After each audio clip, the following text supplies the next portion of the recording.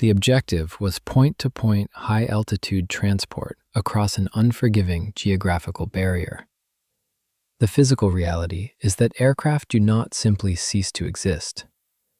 A heavy transport machine carrying thousands of pounds of aluminum, steel, and fuel will normally leave a mechanical signature when it impacts terrain.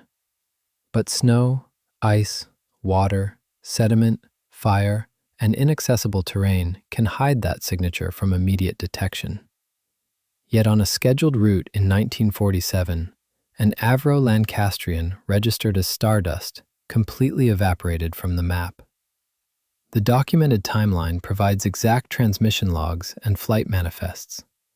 We know exactly what equipment was flying and who was operating it. What remains bounded by uncertainty is how the mass of a multi-engine aircraft could shatter against a mountain and evade all visual detection, leaving a total forensic void for more than half a century. The aircraft involved in this disappearance was an Avro Lancastrian. The Lancastrian was a civilian transport derivative of the World War II Lancaster heavy bomber. Its design omitted the bomber's armor and armament and used streamlined nose and tail sections to adapt the airframe for passenger, mail, and cargo service. It was powered by 4 Rolls-Royce Merlin engines. These liquid-cooled power plants provided the immense thrust required to climb over the high peaks of the Andes mountain range. On this specific flight from Buenos Aires to Santiago, the aircraft carried 11 people, comprising 5 crew members and 6 passengers. The crew brought substantial wartime and civil flying experience, although their previous experience on the Trans-Andean route varied. Crossing this mountain range required operating under extreme operational constraints. The flight path demanded high-altitude performance in zero-visibility weather. The crew had no access to modern satellite positioning or continuous ground-based radar tracking. They depended primarily on dead reckoning navigation.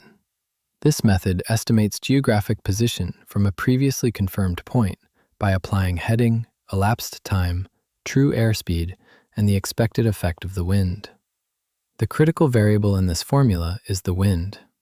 Without any external visual reference to the ground, the navigator must estimate the speed and direction of the ambient wind currents to determine their actual ground speed.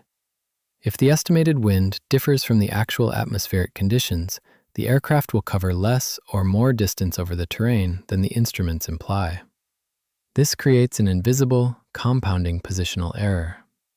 With the mountains hidden by cloud, the crew would eventually have to decide when to descend from their estimated position, unless an external fix or visual reference became available. The final radio exchange appeared routine.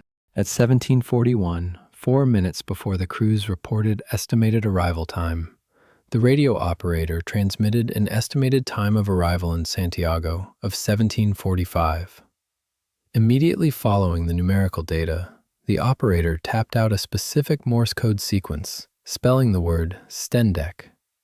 The operator then repeated this exact sequence twice more. Santiago reported the signal as loud and clear, although it was sent very fast. No recognized distress call was recorded. Following that final repetition, the transmission abruptly ceased. No further radio contact was ever established. The sudden silence triggered an immediate emergency response. Search teams launched a massive, intensive 5-day aerial search across the projected flight path over the Andes. Aircraft scoured the deep mountain valleys and high-altitude passes, looking for any physical signature of a crash. They searched for scorched earth, sheared rock, or the reflective glint of shattered aluminum. They found absolutely nothing. The deep valleys and sheer rock faces offered zero evidence of the 4-engine heavy transport. The search was eventually abandoned, and the fate of the 11 people on board remained totally unverified. No physical evidence emerged for decades. In 1998, 2 civilian climbers navigating the high-altitude ice fields of the Andes noticed an unnatural shape emerging from the frozen surface. They found a Rolls-Royce Merlin engine and sections of heavy, twisted aircraft metal resting on the ice, providing the first tangible proof of stardust in 50 years. The peak of Mount Tupungato stands at 21,560 feet. Finding wreckage on a structure this massive requires understanding how an extreme alpine environment acts as both an immediate trap and a long-term conveyor belt.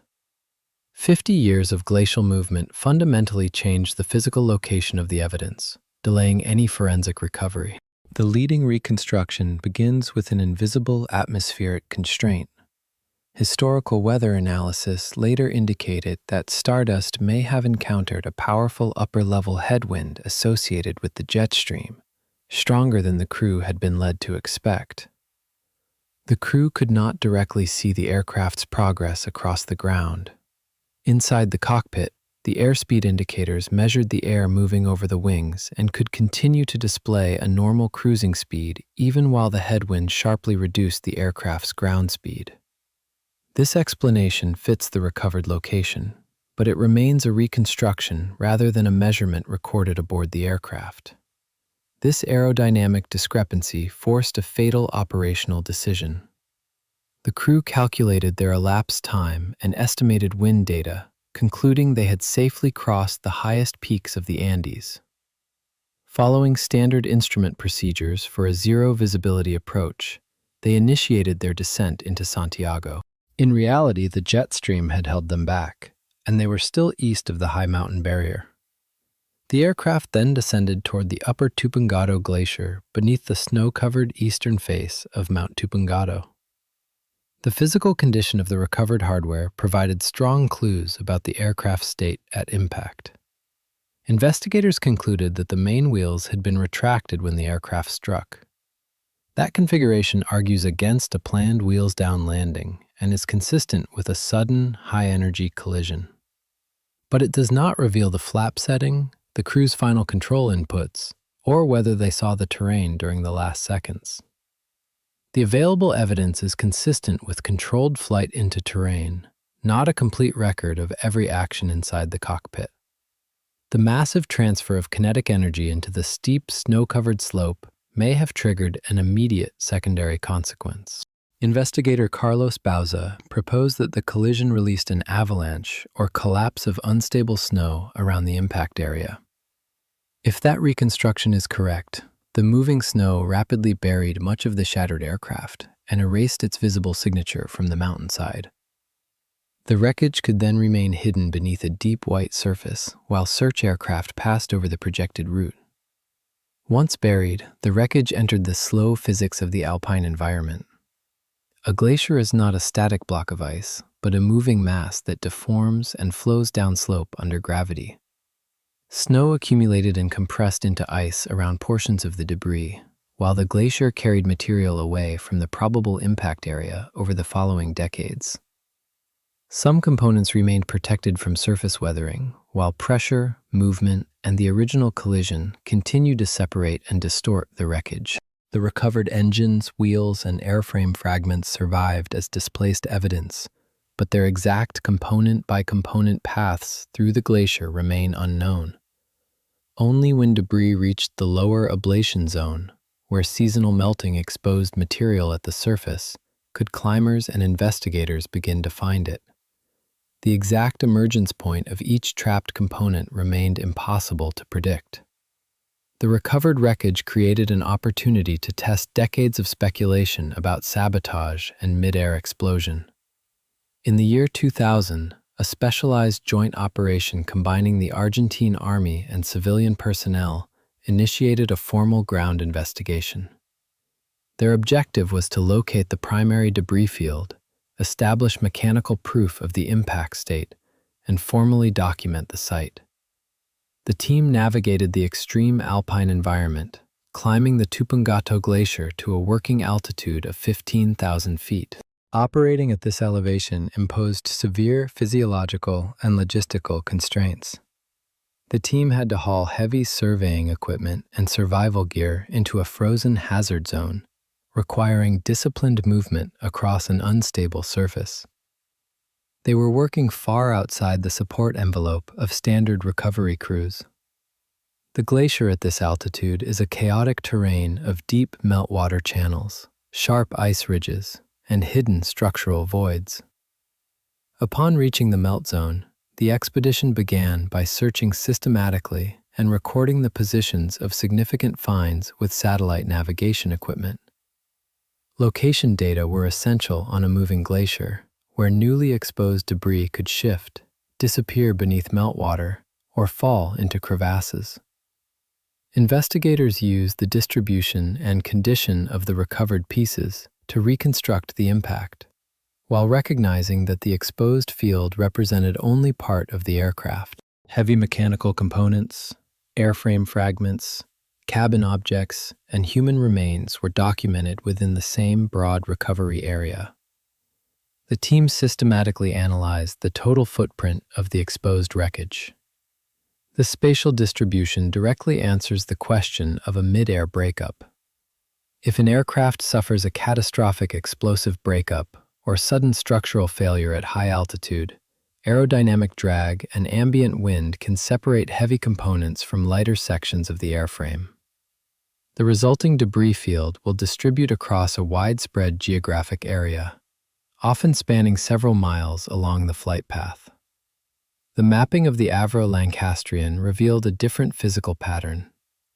The recovered material extended across roughly a square mile of glacier, yet its distribution and impact damage were more consistent with a high-energy collision than with a bomb destroying the aircraft high in the air. Investigators estimated that most of Stardust had still not emerged, so the exposed field could not prove that the airframe remained completely intact until the exact instant of impact.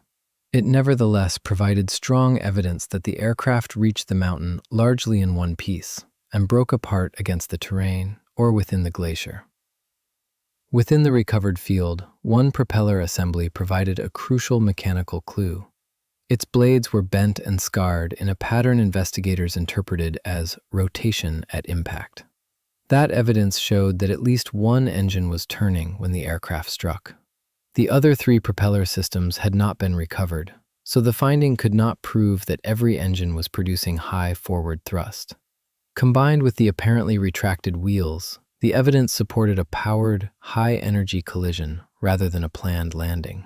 Even with the probable mechanical story established, most of the aircraft remained missing, and the precise causal chain could not be reconstructed in full. The recovery objective therefore shifted from durable mechanical hardware to the careful identification and retrieval of fragile human remains. How could the expedition secure biological evidence from a melting, moving glacier? That shift required an entirely different handling standard. The recovery of the aircraft hardware demanded specific logistical solutions, but the surviving public record does not document the exact tools used to free each component from the ice. They successfully extracted a massive propeller assembly alongside the main landing gear wheel. Finding an aircraft tire still holding air after half a century was a remarkable preservation detail, although it could not by itself establish why the rubber, casing, and valve had retained pressure. Moving heavy, pressurized components across treacherous, sloping ice required precise rigging and controlled physical effort to prevent sudden shifts that could injure the recovery personnel or damage adjacent evidence. While the metal and rubber hardware could withstand rough handling, the biological material required an entirely different operational protocol.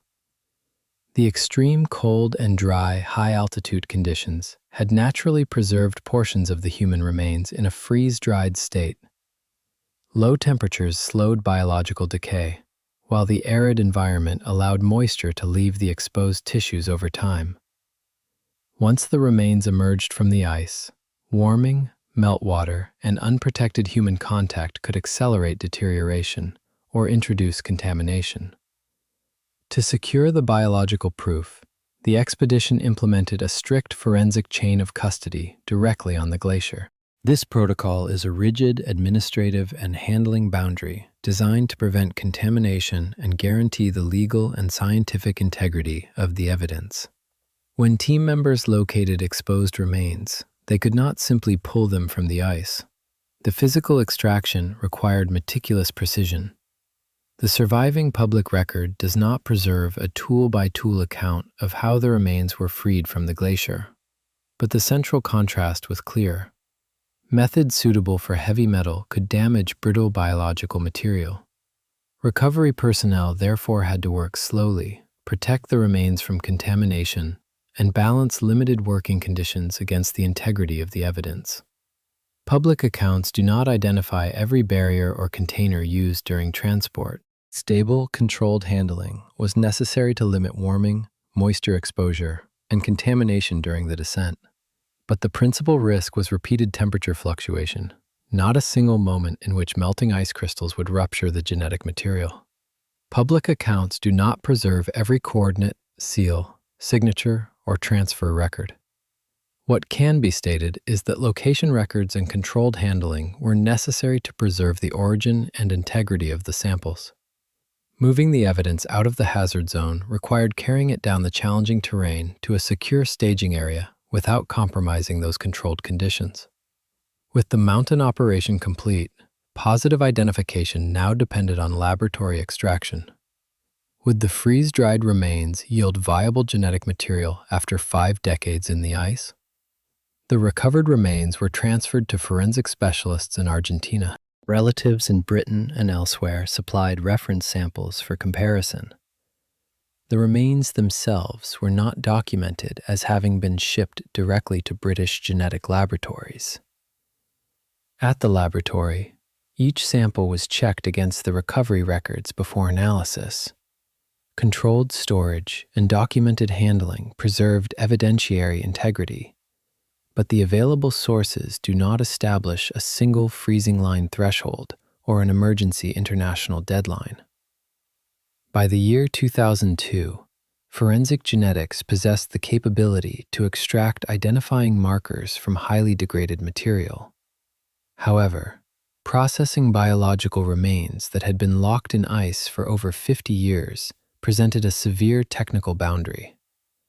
After decades of environmental exposure, the recovered tissue contained limited and degraded genetic material. Sustained cold may preserve biological material even as moisture, contamination, chemical change, physical damage, and repeated temperature variation reduce the amount of usable DNA.